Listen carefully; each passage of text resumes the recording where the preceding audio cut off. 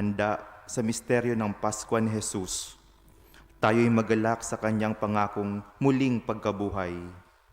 Magalak sapagkat ang Diyos ay nananatiling tapat sa kanyang mga pangako.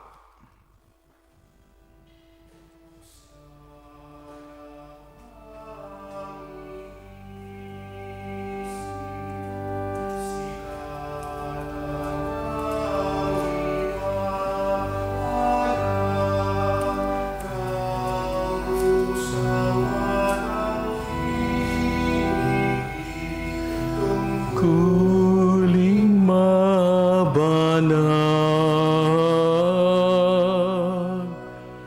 buksan ang aming palad, sarili maialay,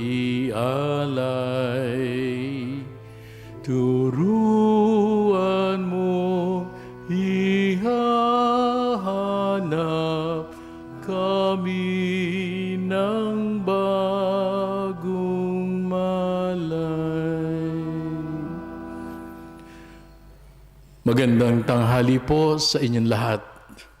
Nialay natin ang misang ito para sa ating mga intensyon at sa lahat ng sumusunod sa atin online, sa lahat ng kanilang mga intensyon, para sa mga may sakit sa buong mundo, lalong higit yung mga naging biktima ng coronavirus, at para rin sa madaling paggaling ng ating mahal na Obispo Camilo, at sa lahat ng mga Katolikong Pinoy sa Bahrain, sa kanilang pamilya, sa lahat ng dumaraan sa ganitong pagsubok.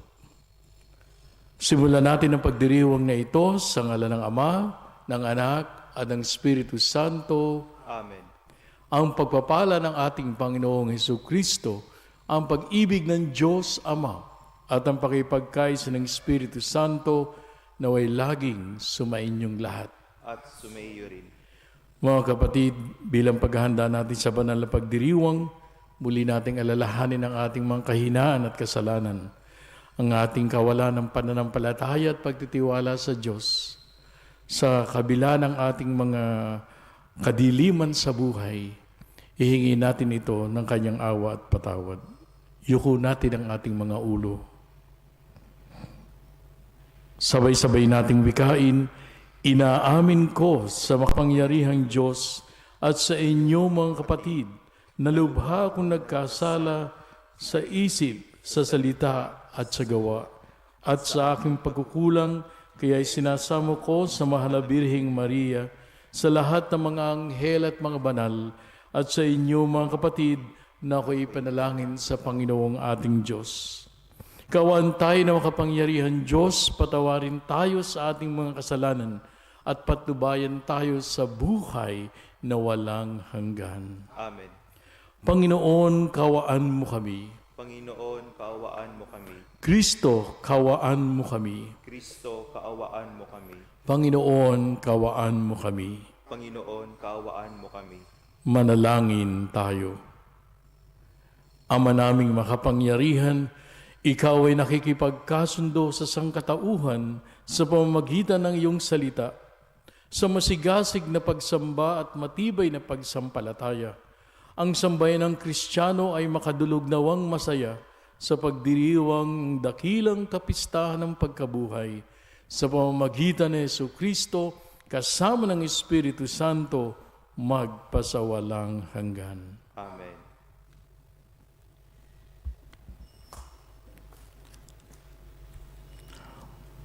Unang pagbasa.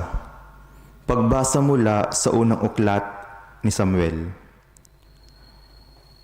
Noong mga araw na iyon, sinabi ng Panginoon kay Samuel, "Magdala ka ng langis at pumunta ka kay Hese na taga Bethlehem, sapagkat pinili ko nang maging hari ang isa sa kanyang mga anak."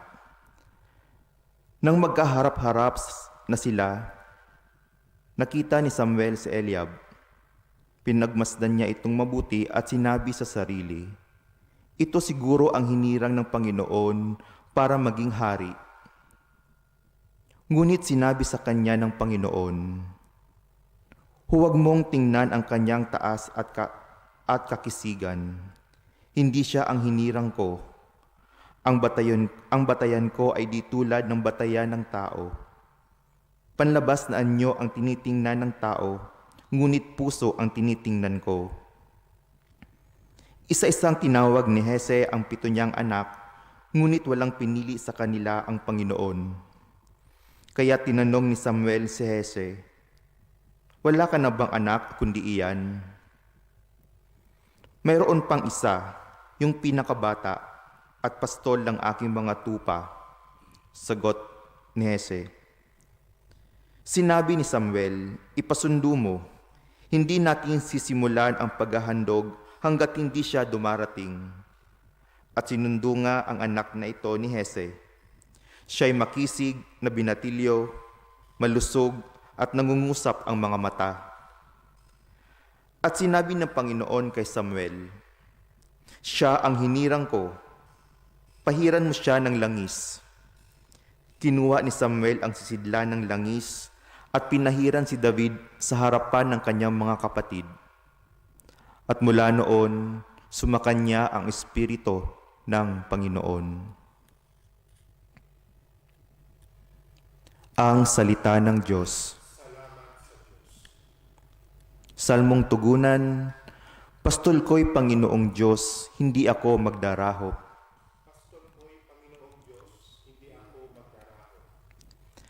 Panginooy aking pastol, hindi ako magkukulang. Ako'y pinahihimlay sa mainam na pastulan, at inaakay niya ako sa tahimik na batisan. Binibigyan niya ako yung bagong kalakasan.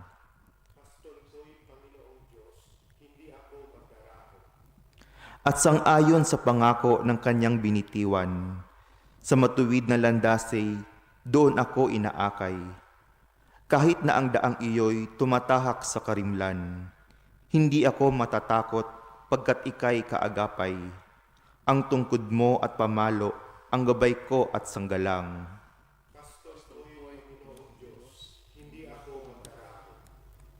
Sa harapan ng lingkod mo, ikaw ay may handang dulang.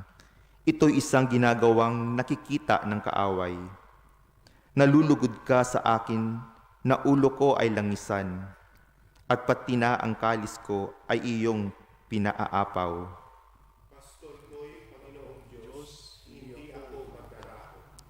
Tunay na ang pag-ibig mo at ang iyong kabutihan, sa saakit tataglayin habang ako'y nabubuhay.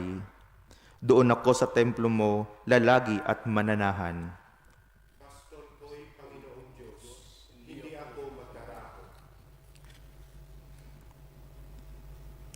Ikalawang pagbasa. Pagbasa mula sa sulat ni Apostol San Pablo sa mga taga-Efeso.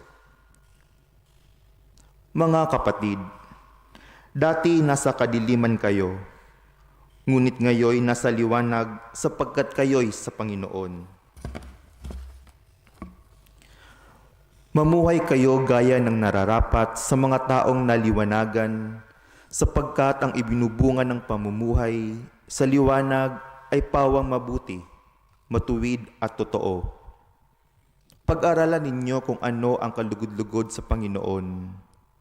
Huwag kayong makikisama sa mga taong gumagawa ng mga bagay na walang ibubungang kabutihan, mga bagay na dulot ng kadiliman. Sa halip ay ilantad ninyo sila at ang kanilang mga gawa, sapagkat kahiya-hiyang banggitin man lamang ang mga bagay na ginagawa nila ng lihim. Ang lahat ng nalalantad ay naliliwanagan, at ang naliwanagan ay nagiging liwanag. Kaya't sinasabi, gumising ka, ikaw na natutulog, magbangon ka mula sa mga patay at liliwanagan ka ni Kristo. Ang salita ng Diyos. Salamat sa Diyos.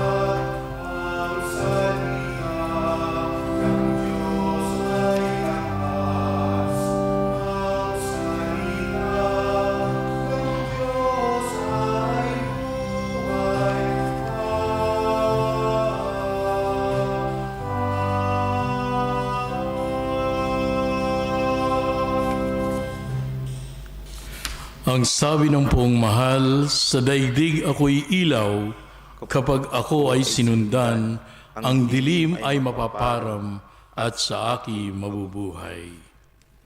Sumainyo ang Panginoon. At sumaiyo rin. Ang mabuting balita ng Panginoon ayon kay San Juan. Papuri sa iyo, Panginoon. Noong panahong iyon, sa paglalakad ni Jesus, ay may nakita siyang isang lalaking ipinanganak ng bulag. At si Jesus ay lumura sa lupa at gumawa ng putik. Ipinahid niya ito sa mata ng bulag. Sinabi sa kanya ni Jesus, pumunta ka sa deposito ng tubig sa Siloe. Ang kahulugan nito ay sinugo. Maghilamos ka roon. Gayon nga ang ginawa ng bulag at nang magbalik ay nakakikita na. Sinabi ng mga kapitbahay niya at ng mga nakakita sa kanya nung siya'y namamalimos pa, hindi ba iyan ang lalaking dating nagpapalimos? Sumagot ang ilan, yan nga. Hindi, kamukha lang, wika naman ng iba. At sumagot ang lalaki, ako nga po iyon. Dinala nila sa mga Pariseyo ang dating bulag. Araw ng pamamahinga nang gumawa si Jesus ng putik at padilatin ang bulag. Tinanong din siya ng mga Pariseyo kung paano siya nakakita. Sinabi niya sa kanila, pinahiran niya ng putik ang aking mga mata. Naghilamos ako pagkatapos at ngayoy nakikikita na. Ang sabi ng hari sa mga Pariseyo, hindi mula sa Diyos ang taong yan, sapagkat hindi niya pinangingilin ang araw ng pamamahinga. Ngunit sinabi naman ng iba, paano makagagawa ng ganitong kababalaghan ang isang makasalanan at hindi sila magkaisa ng palagay? Kaya't tinanong nila uli ang dating bulag, ikaw naman, yamang pinadilat ni Jesus ang iyong mga mata.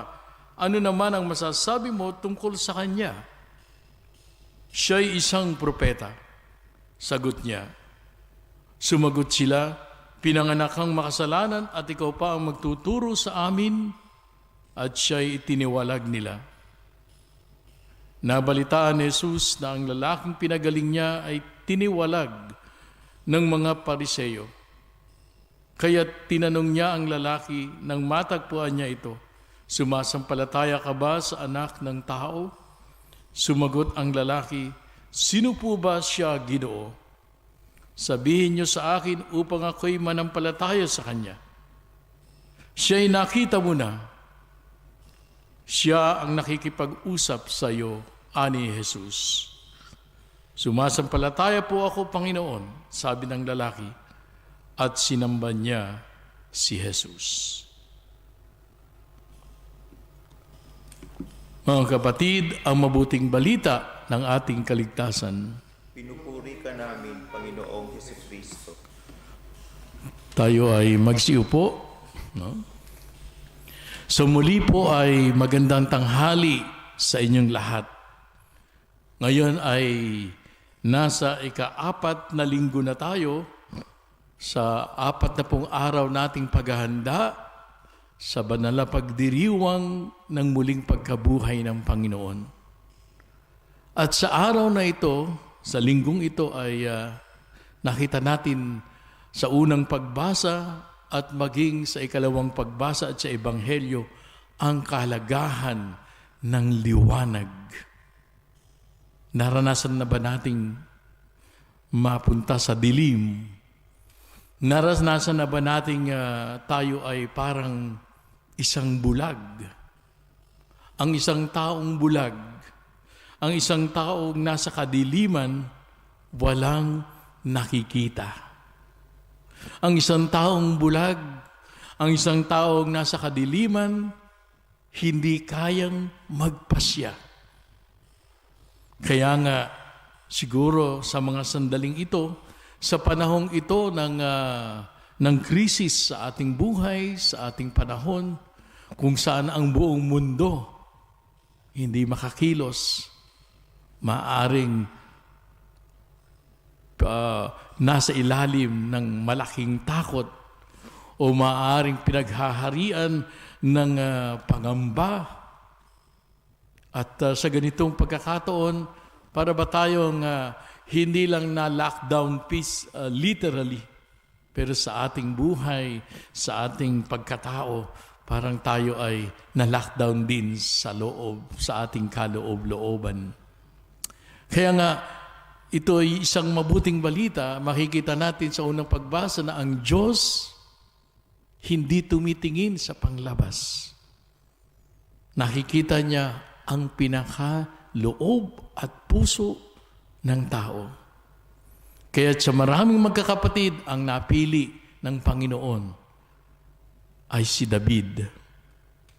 At sa ikalawang pagbasa, sinabi rin sa atin na tayo mga anak, hindi na ng kadiliman, kundi ng liwanag. Kaya't bilang mananampalataya, bilang nabubuhay sa pananampalataya, tayo ay mabuhay. Inaanyayahan tayong mabuhay ayon sa liwanag ng Panginoon.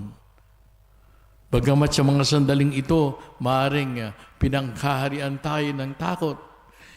Hindi tayo makagalaw at di natin alam, tama ba? Pakanan ba tayo? Pakaliwa ba tayo?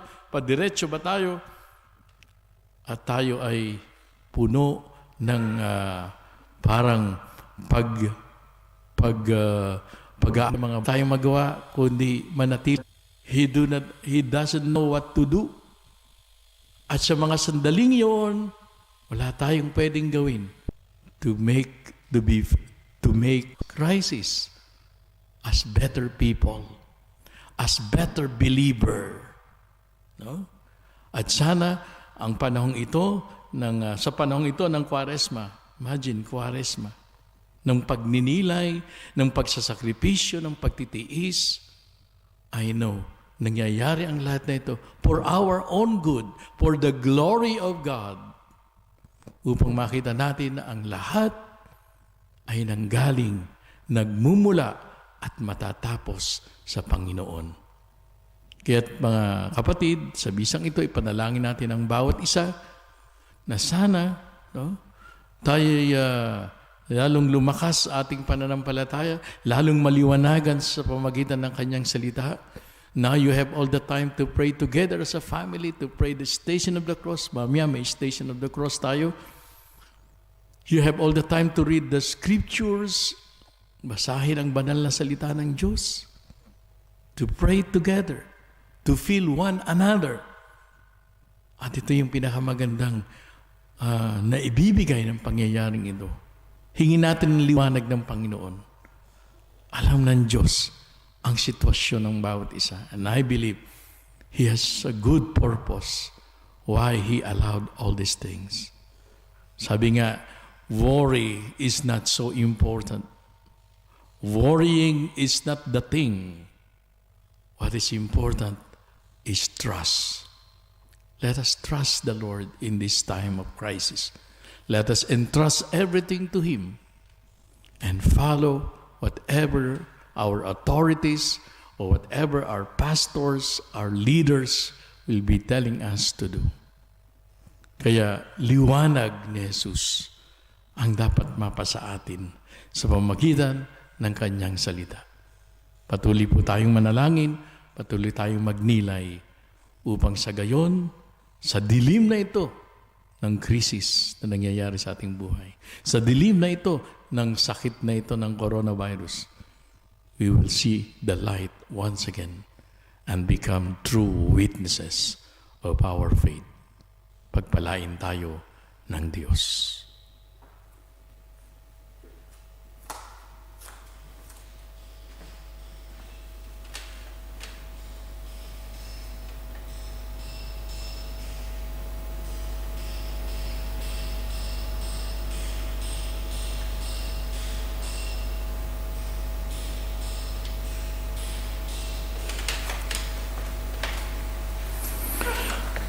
Atin ngayong ipahayag ang ating pananampalataya.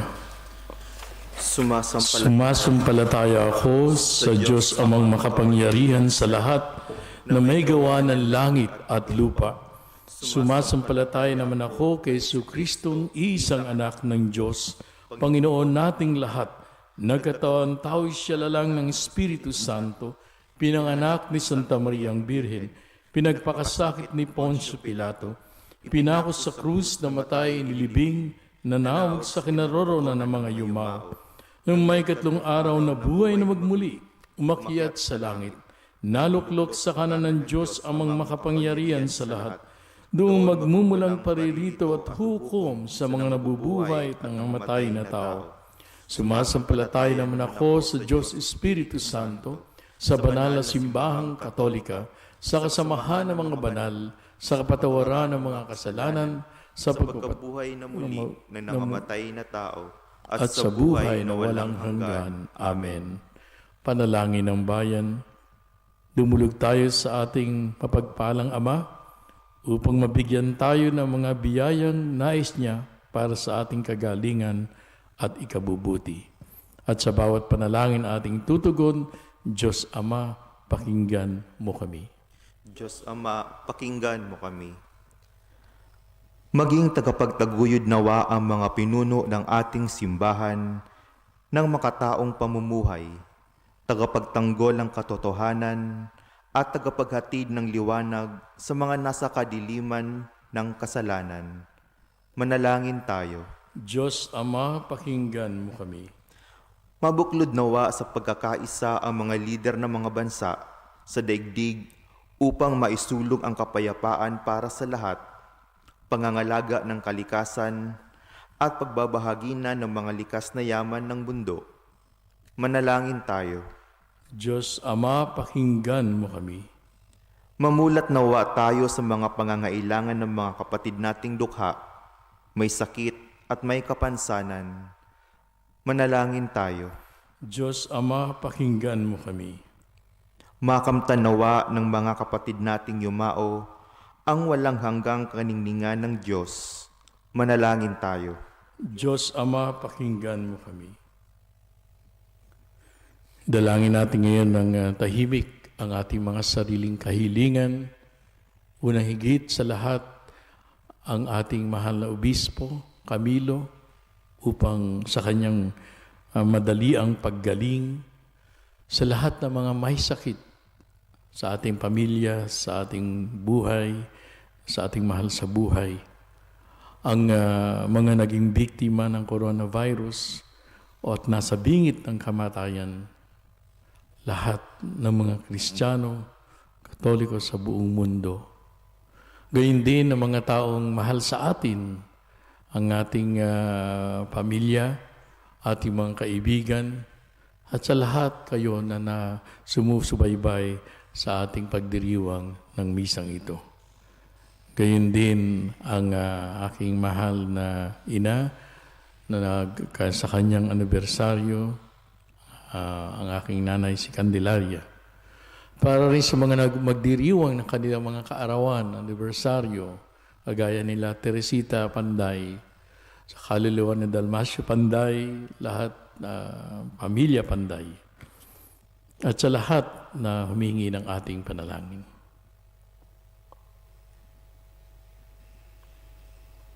Manalangin tayo sa Panginoon. Diyos Ama, pakinggan mo kami. Ama naming mapagmahal, ipagkaloob mo ang mga kahilingan ng mga anak mong ikaw lamang ang maaasahan.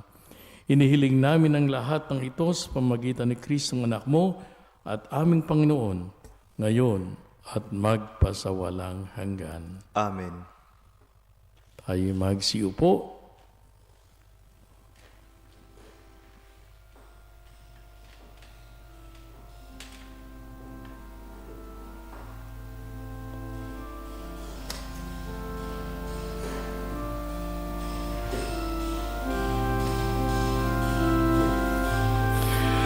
Kapuri-puri ka, Diyos, amang lumikha sa sanlibutan. Sa iyong kagandahang loob, narito ang aming mayaalay mula sa lupa at bunga ng aming paggawa ang tinapay na ito. para maging pagkaing nagbibigay buhay. Kapuri-puri ang poong may kapal, ngayon at kailanman.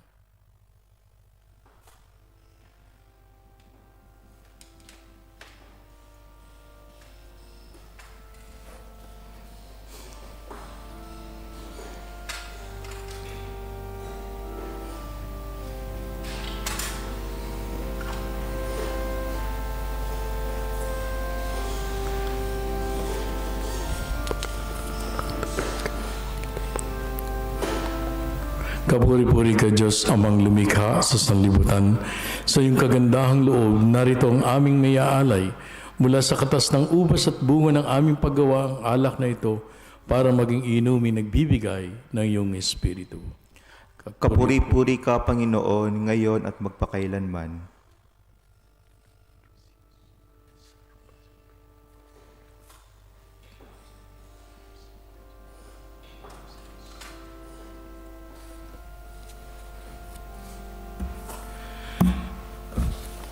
Manalangin kayo mga kapatid upang paghain natin ay kalugdan ng Diyos amang makapangyarihan.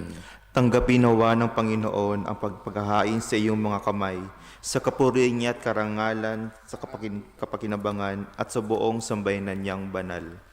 Ama naming lumikha, para sa paghahain nagbibigay kagalingan, kami ngayon ay masayang nagsisipag-alay, kalaki pandalangin amin nawang maidangal. Ang pagdiriwang na ito ng banal na pakikinabang ay maidulot nawa ito para sa kaligtasan ng tanan sa pamamagitan ni Jesucristo kasama ng Espiritu Santo magpasawalang hanggan. Amen. Sumainyo ang Panginoon. At sumaiyo rin. Itaas sa Diyos ang inyong puso at diwa. Itinaas na namin sa Panginoon. Pasalamatan natin ang Panginoong ating Diyos. Marapat na siya ay pasalamatan. Ama naming makapangyarihan, tunay nga marapat na ikaw ay aming pasalamatan sa pamamagitan ni Jesucristo na aming Panginoon. Minabuti niyang maging di naiiba sa amin upang ang sangkatauhang namuhay sa dilim ay kanyang maakay sa pananalig, nahahantong sa liwanag ng iyong pag-ibig. Kami pinanganak noong una bilang alipin ng dating pagkakasala, ay kanyang hinugasan sa tubig ng muling pagsilang upang maitampok bilang mga kapatid niya sa iyong angkan. Kaya kaisa ng mga anghel na nagsisiawit ng papuri sa iyo, nang walang humpay sa kalangitan, kami nagbubunyi sa iyong kadakilaan.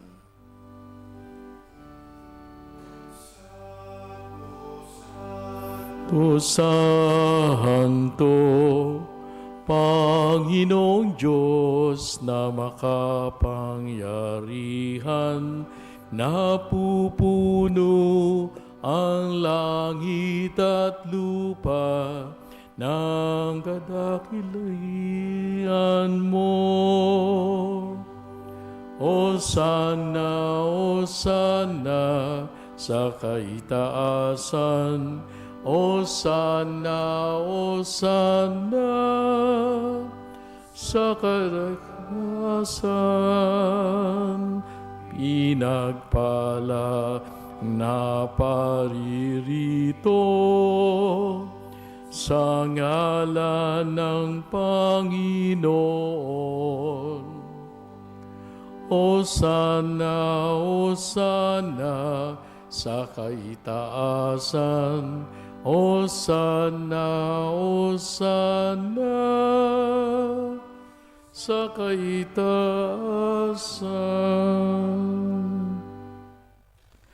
Ama naming banal, ikaw ang bukhalanta ng kabanalan. Kaya't sa pamamagitan ng iyong Espiritu, gawin mong banal ang mga kaloob na ito upang para sa aming maging katawan at dugo ng aming Panginoong Hesukristo. Bago niya pinagtiis ang kusang loob na maging handog, hinawakan niya ang tinapay. Pinasalamatan kanya, pinaghati-hati niya iyon. Iniabot sa kanyang mga alagad at sinabi, tanggapin ninyong lahat ito at kanin. Ito ang aking katawan na ihahandog para sa inyo.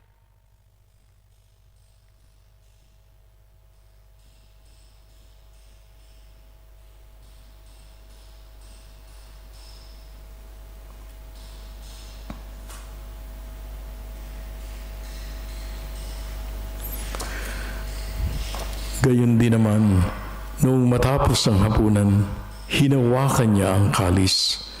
Muli kanyang pinasalamatan.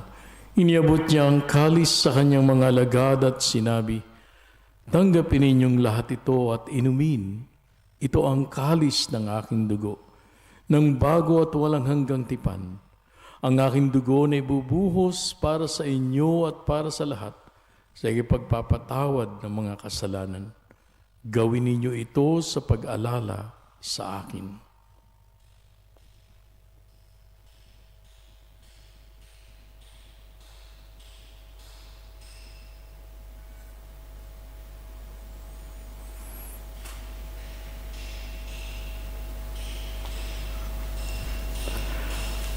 Pagbunyi natin ang misteryo ng ating pananampalataya. Si Kristo'y namatay, si Kristo'y nabuhay, si Kristo'y babalik sa wakas ng panahon. Ang mga ginagawa namin ngayon ng pag-alala sa pagkamatay at muling pagkabuhay ng iyong anak, kaya tiniaalay namin sa iyo ang tinapay na nagbibigay buhay at ang kalis na nagkakaloob ng kaligtasan. Kami nagpapasalamat dahil kami yung minarapat na tumayo sa harap mo para maglingkod sa iyo. Sinasamo namin kaming magsasalo-salo sa katawan at dugo ni Kristo ay mabuklod sa pagkakaisa sa pamamagitan ng Espiritu Santo. Amalingapin mo ang iyong simbahang laganap sa buong daigdig.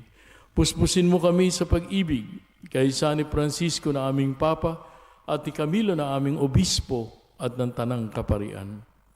Alalahanin mo rin ang mga kapatid naming nahimlay nang may pag-asang sila'y muling mabubuhay. Gayon din ang lahat ng mga pumanaw. Kawaan mo sila at patuloyin sa iyong kaliwanagan. Kawaan mo at pagindapatin kaming lahat na makasalo sa iyong buhay na walang wakas.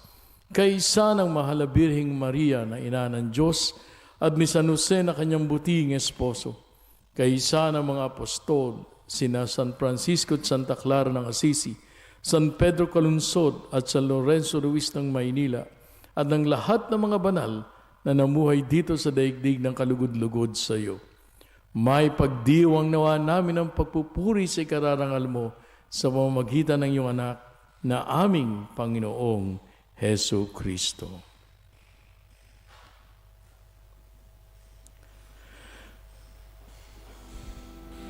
Sa pamamagitan ni Kristo, kasama niya at sa Kanya,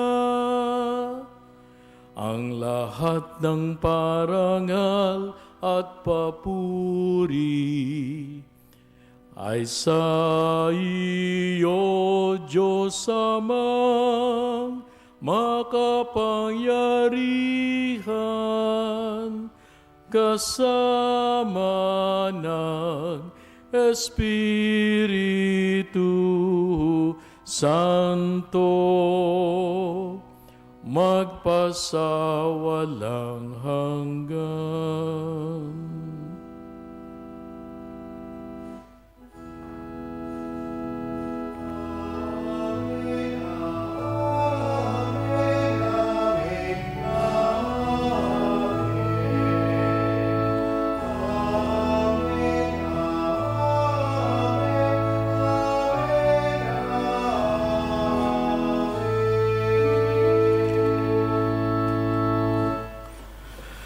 At ngayon bilang isang pamilya ng Diyos, muli tayong tumawag sa ating Ama sa Langit. Hingin natin mga biyaya na ating kinakailangan, lalong higit ang ilayo tayo sa lahat ng masama.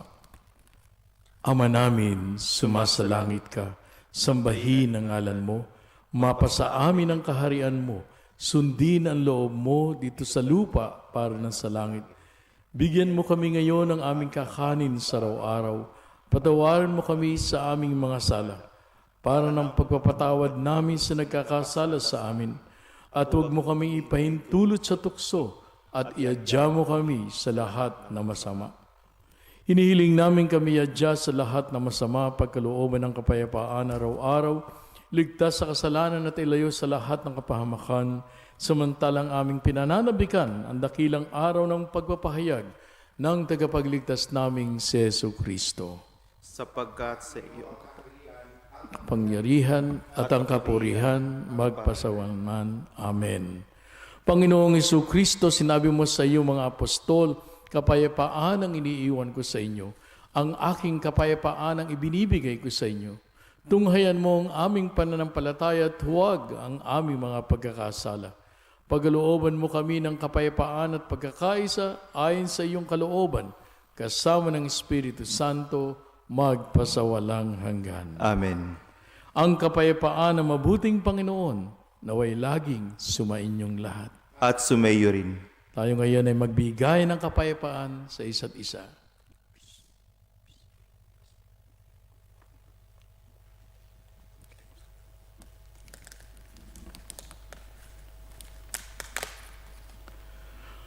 Kordero ng Diyos, Nag-aalis ng mga kasalanan ng sanlibutan, maawa ka sa amin. Kordero ng Diyos na nag-aalis ng mga kasalanan ng sanlibutan, maawa ka sa amin. Kordero ng Diyos na nag-aalis ng mga kasalanan ng sanlibutan, ipagkaloob mo sa amin ang kapayapaan.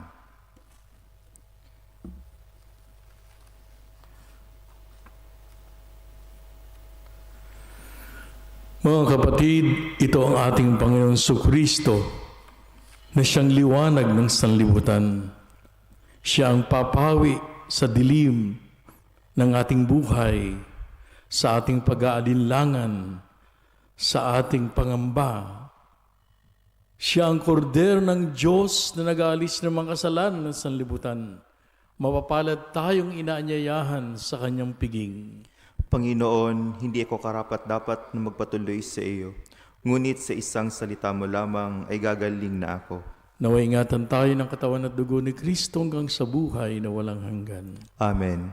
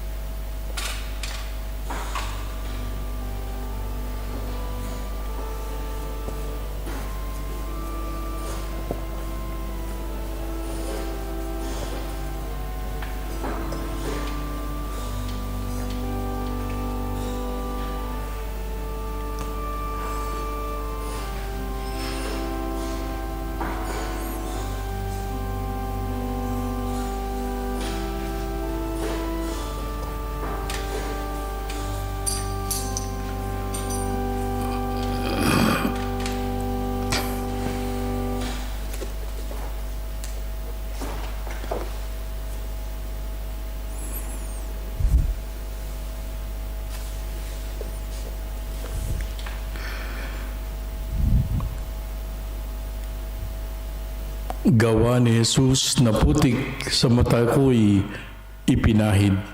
Hinugasan ko ng tubig, kabulagan ko'y naalis, sa Diyos ako ay nanalig. Manalangin tayo. Ama naming mapagmahal, tinatanglawan mo ang lahat ng tao na sinisilang sa daigdig na ito. sa kaloob mong liwanag. Tanglawan mo ang aming kalooban upang ang dapat naming isaloob na iyong kinalulugod ay lagi naming isaisip at ikaw ay aming wagas na maibig. Sa pamamagitan ni Jesucristo, kasama ng Espiritu Santo, magpasawalang hanggan. Amen.